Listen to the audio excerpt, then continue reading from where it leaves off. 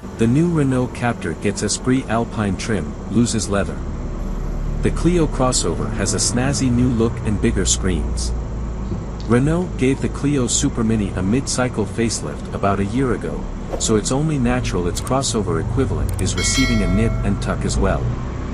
The 2024 Captur follows the latest design language with striking LED daytime running lights and the restyled diamond logo.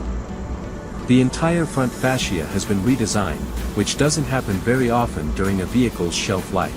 There are fewer changes at the rear where the taillights have retained their C shape but now have different graphics. Renault updated its badge on the tailgate to fit the latest corporate identity, and it looks as though the fake exhaust tips are now, thankfully, a thing of the past. Hopefully, it's a sign this annoying trend is beginning to die off. 2024 Renault Captur. 2024 Renault Captur. 99 photos. A new Esprit Alpine trim replaces the old RS line at the top of the lineup. Customers will get to pick from no fewer than 14 two-tone paint combinations and just as many colors. The cheapest 2024 Captur rides on 17-inch steel wheels, but you can optionally upgrade to alloys of the same size, or go as high as 19 inches for the Esprit Alpine. Top videos. The interior looks instantly familiar, it's just a facelift after all, but the infotainment's touchscreen now measures 10.4 inches while the largest digital instrument cluster has a diagonal of 10.25 inches. With the 2024 Captur, Renault is removing all the leather from the subcompact crossover's interior, and it's also getting rid of the chrome. The new upholstery is made from recycled materials based on renewable materials like hemp.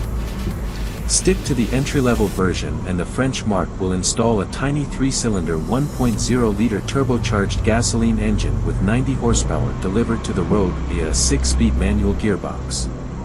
The larger 4-cylinder 1.3-liter turbo unit is good for 140 horsepower and works with the same manual transmission.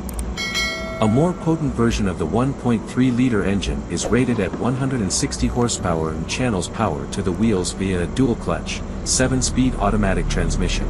Alternatively, you can opt for the hybrid powertrain with a naturally aspirated 1.6-liter gasoline engine producing 94 horsepower and working together with a 36 kilowatt electric motor, an 18 kilowatts high-voltage starter generator, and a 1.2 kilowatt-hour battery. It has a combined output of 145 horsepower and always starts in purely electric mode. Renault claims that 80% of city driving is done without using the combustion engine. Predictably, there's no diesel engine as automakers active in Europe are gradually moving away from putting oil burners in their smallest cars.